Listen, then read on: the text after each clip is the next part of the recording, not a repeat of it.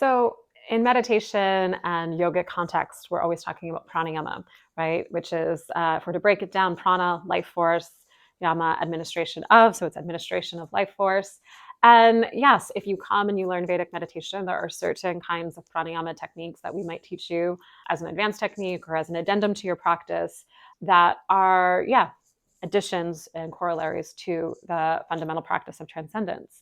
And likewise in yoga class, there are myriad breathwork techniques, many of which I love. You can do a certain kind of technique with your tongue when you inhale to cool down the body. There are other, techniques that are appropriate before you sleep or to center to you or to tone up the vocal folds, this or that.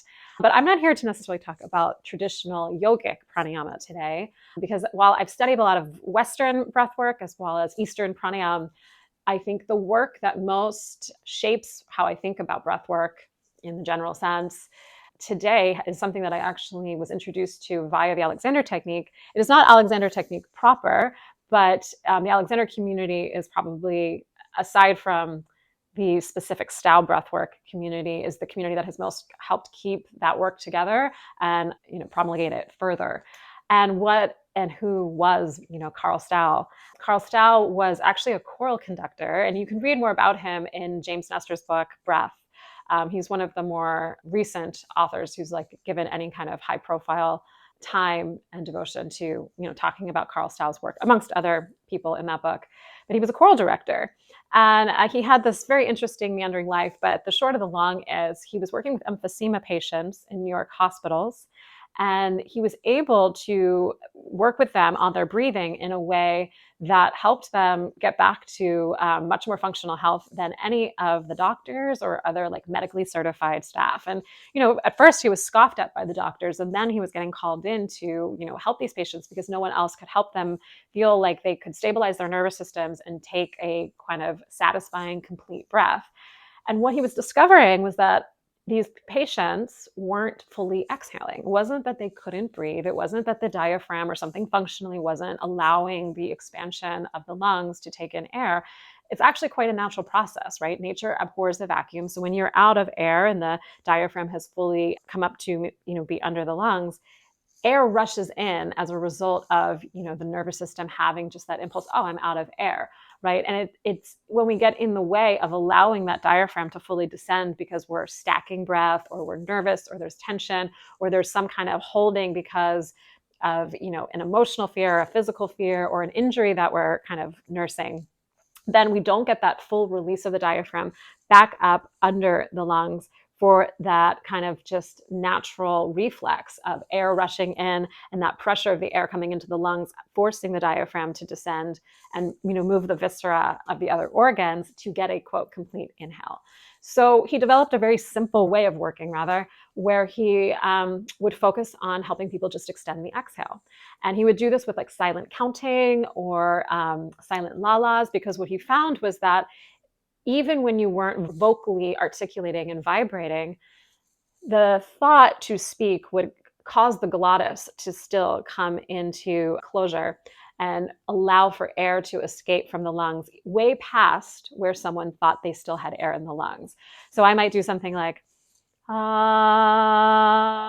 if I feel like I'm running out of air, I might silently start to say 1, 2, 3, 4, 5, 6, 1, 2, 3, 4, 5, 6, or start, whispering something, because there's still air that is being residually held in my body due to tension patterns, etc. And the silent counting or the silent lalas or whatever, that articulation of the glottis is still gently encouraging that excess stale air out. So you do that enough, and you can do this in different ways, in different iterations with a trained teacher who's going to do it in a more graceful and kind of better explained way than I just demonstrated.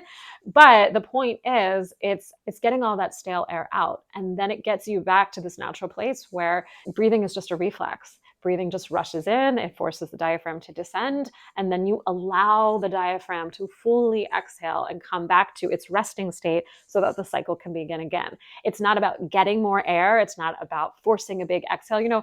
In classical singing, we do have to think about breathing in a more particular way because we have this paradox of we're allowing air out, but we don't want to push it out. And we also want to manipulate and try to get that great longevity that creates legato or allows us to sing these kind of Herculean lines that can go on forever, or to articulate really fast passages of filatura that require a much more percussive use of air. But for most of us, we're not needing to do that. And so there doesn't need to be any thought of extending the exhale out or like resisting the coming in of the diaphragm in the lungs. And even for singers or actors, who might have to give a long soliloquy, which requires tremendous breath capacity as well, it's still not that you're pushing, air out or that you're resisting and like kind of forcing anything in either direction. There is still an allowing of that exhale.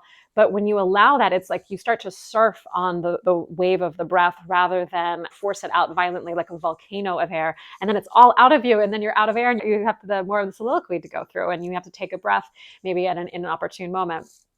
So style breathwork, I think, is such a fascinating kind of contrarian viewpoint on breathwork, because most of the time in the yoga sense, we're being told breathe more, or therapists would tell you breathe more if you're feeling tension. And it's not that you shouldn't breathe, or that like taking a deep breath when you are kind of surprised by something and you need to gather yourself. There's nothing wrong with that.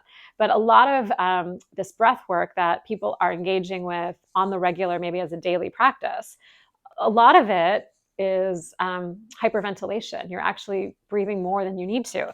And as my meditation teacher, Tom would remind us, when you're hyperventilating, you're actually over-oxygenating the system, which means you're putting oxidants in the system, which is sort of antithetical to this other health drive, which is to eat antioxidants and to, do all these things. Because what does oxidation do?